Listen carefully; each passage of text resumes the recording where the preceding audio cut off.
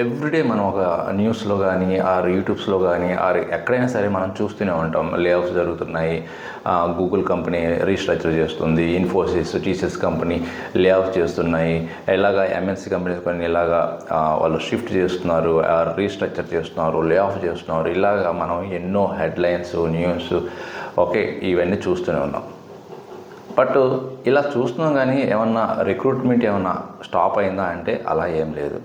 దీని మీనింగ్ ఏంటంటే ఇది కంప్లీట్గా ఇంకా ఐటీ జాబ్స్ లేవని మీనింగ్ కాదు. వాళ్ళు ఏం చేస్తున్నారంటే చేంజ్ చేస్తున్నారు. వాళ్ళు వాళ్ళ స్ట్రక్చర్ని చేంజ్ చేస్తున్నారు, టెక్నాలజీ చేంజ్ చేసుకుంటున్నారు, ప్రాసెస్ అప్లికేషన్ ఇంప్లిమెంట్ చేయడంలో చేంజ్ చేసుకుంటున్నారు. అంటే ఓల్డ్ టెక్నాలజీ మీద వర్క్ చేసే వాళ్ళని తీసేయటం, ఎవరైతే న్యూ టెక్నాలజీ మీద నాలెడ్జ్ ఉన్న వాళ్ళని ఆర్ హ్యాండ్స్ అండ్ ఎక్స్పీరియన్స్ వాళ్ళని ప్రిఫర్ చేయడం ఇది జరుగుతుంది. ఇక్కడ న్యూ టెక్నాలజీస్ అంటే మీ అందరూ చాలామంది వీడియోస్ చూసే ఉంటారు. ఒక టాప్ 5 అయితే ఉండి ఉంటాయి. Like artificial intelligence, machine learning combination అని, క్లౌడ్ రిలేటెడ్వి like cloud engineer, DevOps engineer అని, అండ్ సైబర్ సెక్యూరిటీ అని, and data related jobs like data engineer and data analyst అని.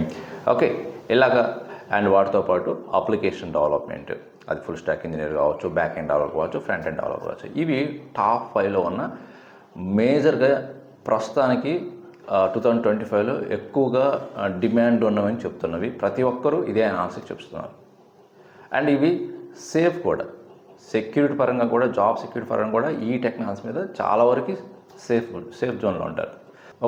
మరి అసలు మీకు డౌట్ రావచ్చు, అసలు ఎందుకు కంపెనీస్ లే ఆఫ్ జరుగుతున్నాయి, ఎందుకు చేస్తున్నాయి, what is the main reason behind this అని అంటే, ఇన్ కేస్ మీ రోల్ కానీ రిపిటేటివ్ టాస్క్ కానీ చేస్తూ ఉంటే, ఎగ్జాంపుల్ చెప్పాలంటే మాన్యువల్ టాస్క్ కానీ ఆర్ కాపీ పేస్ట్ లాంటి టైప్ ఆఫ్ వర్క్ కానీ ఆర్ ఏదైనా మీరు సపోర్ట్ రిలేటెడ్వి కానీ ఏదైనా వర్క్ చేస్తున్నారంటే మాత్రం మీ జాబు ఫస్ట్ టార్గెట్ అండి.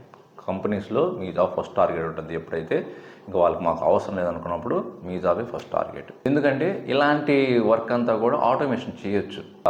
ఎవరైతే అప్గ్రేడ్ కాకుండా సేమ్ వర్క్ మీద డిపెండ్ అయ్యి కొన్ని ఇయర్స్ నుంచి వర్క్ చేస్తుంటారో, ఒక 4 years ఆర్ 5 years ఎక్స్పీరియన్స్ ఉన్న వాళ్ళకి మాత్రం వాళ్ళే ఫస్ట్ టార్గెట్గా కంపెనీస్ కన్సిడర్ చేస్తున్నాయి. అలా తీసేసి కంపెనీస్ ఏం చేస్తున్నాయంటే, మేము బిజినెస్ రీస్ట్రక్చర్ చేస్తున్నాము, ఈ సపోర్ట్ రిలేటెడ్వి కానీ కార్పొరేషన్ రిలేటెడ్ వర్క్ కానీ ఆర్ రిపిటేటివ్ టాస్క్ అన్నిటిని కూడా మేము అలాంటి వర్క్ అంతా కూడా తీసేసి మేము ఒక మొత్తం కంప్లీట్గా బిజినెస్ రీస్ట్రక్చర్ చేస్తున్నాం, ఒక ఆటోమేషన్ వేలో మా ప్రాసెస్ అంతా కూడా మా ప్రాజెక్ట్ మెథడాలజీ చేంజ్ చేసుకుంటున్నాం అని చెప్పేస్తున్నాయి సింపుల్గా. బట్ అప్పుడు గుర్తుపెట్టుకోండి, ఎప్పుడైతే లే ఆఫ్స్ జరుగుతుంటాయో ఆటోమేటిక్గా న్యూ మెంబర్స్ని, అంటే వాళ్ళ రిక్వైర్మెంట్కి ఏదైతే ఇప్పుడు రీస్ట్రక్చర్ చేస్తున్నాయంటే వాళ్ళకి ఒక న్యూ వేలో వాళ్ళ ప్రాజెక్ట్ని ఆర్ వాళ్ళ బిజినెస్ని స్టార్ట్ చేస్తున్నాయి రీస్ట్రక్చర్ చేయడం. అంటే ఇక్కడ లే ఆఫ్ చేస్తున్నారంటే, తీసేస్తున్నారంటే ఆటోమేటిక్గా వాళ్ళకి కావాల్సిన రిక్వైర్మెంట్ కావాల్సిన పీపుల్ని లైక్ లేటెస్ట్ టెక్నాలజీ మీద ఎవరైతే హ్యాండ్స్ అండ్ ఎక్స్పీరియన్స్ ఉందో వాళ్ళని హైర్ చేసుకుంటాయి వేరే డిపార్ట్మెంట్లో. అది గుర్తుపెట్టుకోండి. లే ఆఫ్ జరుగుతుందంటే ఇంకా కంప్లీట్గా ఐటీ అనేది డెడ్ అనేది ఏమి ఉండదండి. ఐటీ డయింగ్ అనేది ఏమి ఉండదు. ఎందుకంటే ఈ ఎవాల్యుయేషన్ అనేది, ఈ టెక్నాలజీ అనేది కంటిన్యూస్గా గ్రో అవుతుంటుంది, ఇన్నోవేషన్ వేలో వెళ్తుంది. కానీ ఇంతవరకు స్టాప్ అయితే కాదు కదా, మళ్ళీ మనమే ప్రీవియస్కి వెళ్ళాం కదా, అది గుర్తుపెట్టుకోండి. మరి ఇక్కడ మీకు డౌట్ రావచ్చు, మరి ఇలాంటి లే ఆఫ్ జరుగుతున్నాయి, మరి విచ్ జాబ్స్ ఆర్ సేఫ్, ఏ జాబ్స్ సేఫ్ జోన్లో ఉన్నాయి? నేను ఆల్రెడీ చెప్పాను కదా, నా అనాలిసిస్ ప్రకారం డేటా మీద ఎవరైతే వర్క్ చేస్తుంటారో వాళ్ళ జాబ్స్ ఆల్వేస్ సేఫ్ జోన్లోనే ఉంటాయి. ఎందుకంటే అది ఏ రాని ఇంకోటి రాని క్లౌడ్ రాని ఏదైనా సరే, క్లౌడ్లో అయినా సరే డేటాని మెయింటైన్ చేయాలి. డేటా రిలేటెడ్ జాబ్స్ 100% మీరు సెలెక్ట్ చేసుకోవచ్చు ఇంట్రెస్ట్ వాళ్ళు. ఎగ్జాంపుల్ చెప్పాలంటే data engineer, data science and data analytics or data analyst, ఇవి 100% సేఫ్ జోన్ జాబ్స్. మీకు ఇంట్రెస్ట్ ఉన్న వాళ్ళు నేర్చుకొని కోర్స్ స్టార్ట్ చేసుకోవచ్చు. అండ్ నెక్స్ట్ ఏంటంటే క్లౌడ్ రిలేటెడ్ కూడా మీ అందరికీ తెలిసింది. ఇప్పుడు అంతా కూడా అన్ని ఆర్గనైజేషన్స్ క్లౌడ్లోకి మూవ్ అవుతున్నాయి. So cloud related jobs like cloud engineer కావచ్చు, ఎస్ఆర్ఏ సైట్ రిలయబిలిటీ ఇంజనీర్ కావచ్చు, డెవాప్స్ ఇంజనీర్ కావచ్చు, ఇవి కూడా మంచి సేఫ్ జోన్లో ఉంటాయి. అండ్ నెక్స్ట్ ఏఏ అండ్ ఎంఎల్ ఇంజనీర్, ఇవి కూడా మంచి డిమాండ్ అండి. అండ్ నెక్స్ట్ ఇంకా బ్యాక్ ఎండ్ అప్లికేషన్ డెవలపర్ కానీ, ఫ్రంట్ ఎండ్ డెవలపర్ కానీ, ఫుల్ స్టాక్ ఇంజనీర్ కానీ, ఇలాగా మీరు అప్లికేషన్ డెవలప్మెంట్ సంబంధించి కూడా ఎవర్ గ్రీన్. డెవలప్ చేయకుండా ఇవన్నీ రావు. సో అప్లికేషన్ డెవలప్మెంట్ కూడా 100% యూస్ఫుల్. అండ్ నెక్స్ట్ ఏంటంటే ఈ ఏఐ ఆర్టిఫిషియల్ ఇంటెలిజెన్స్ కానీ ఎక్కువగా ఇన్వాల్వ్ అయిందా మన టెక్నాలజీలో ఆటోమేటిక్గా డేటాకి సెక్యూరిటీ ప్రొవైడ్ చేయడానికి సైబర్ సెక్యూరిటీ ప్రొఫెషనల్స్ అవసరం అవుతారు. అవి కూడా మంచి డిమాండ్ వస్తాయి. ప్రజెంట్ కొంచెం తక్కువ ఉన్నట్టు ఉంది, ఇంకా ఫ్యూచర్లో రావచ్చు, ఇంకా ఎక్కువ రావచ్చు, దానికి కొంత టైం పడుతుందేమో. అంటే అదర్ కంట్రీస్లో అయితే బాగానే ఉన్నాయని మన కొలీగ్స్ అందరు చెప్తున్నారు. మన ఇండియాలో ఇంకొంచెం టైం పట్టవచ్చు. అండ్ నెక్స్ట్ ఏంటంటే లైక్ ఎంటర్ప్రైజ్ రిలేటెడ్ ప్లాట్ఫామ్స్ ఉన్నాయి, లైక్ ఎస్ఏపి అని, ఒరాకిల్ ఫంక్షన్స్ మాడ్యూల్స్ కానీ, ఓకే, ఎంఎస్ డైనమిక్స్ రిలేటెడ్వి కానీ, ఓకే, ఈఆర్పి కన్సల్టెంట్ జాబ్స్ బాగానే ఉంటాయి. And present service now developer కూడా బాగానే ఉంది, అది కూడా మంచి సేఫ్ జోన్లోనే ఉంది. ఓకే, సో ఇవి కొన్ని నేను చెప్పిన మీకు safe zone jobs. Okay, so మీరు ఇంకా బ్లైండ్గా మీకు ఇంట్రెస్ట్ ఉన్నది నేర్చుకొని మీరు మూవ్ అవ్వచ్చు. కొంతమంది డౌట్స్ అడగవచ్చు, అసలు ఇప్పుడు నేను అప్గ్రేడ్ అవ్వాలంటే ఏ స్కిల్స్ నేను నేర్చుకోవాలి? సో వాటికి ఒక్కొక్క టెక్నాలజీకి అన్నిటికీ ఒకే వీడియోలో చెప్పడం కష్టం. కొన్ని హై లెవెల్వి మేజర్వి నేను చెప్తాను. సపోజ్ మీరు మాన్యువల్ టెస్ట్ ఇంజనీర్ అయ్యి ఒక 10 years or 11 years or 8 years 5 years ఇలా ఎక్స్పీరియన్స్ ఉన్న వాళ్ళు మీరు ఆటోమేషన్ టెస్టింగ్లోకి మూవ్ అవ్వండి. సెలీని విత్ జావా కాంబినేషన్లో అవి నేర్చుకోండి, ప్లస్ ఏపీఐ టెస్టింగ్ కూడా నేర్చుకోండి. ఈ కాంబో అయితే కన్ఫామ్గా మీకు 100% జాబ్ వస్తుంది. మీరు ఒకవేళ ఏదైనా సపోర్ట్ రిలేటెడ్ జాబ్స్ వర్క్ చేస్తున్నారనుకోండి, మీరందరూ క్లౌడ్ రిలేటెడ్వి, డెవాప్స్ రిలేటెడ్వి నేర్చుకోవచ్చు, ఆర్ సర్వీస్ నౌ డెవలప్ నేర్చుకోవచ్చు, ఆర్ సైబర్ సెక్యూరిటీ రిలేటెడ్వి నేర్చుకోవచ్చు.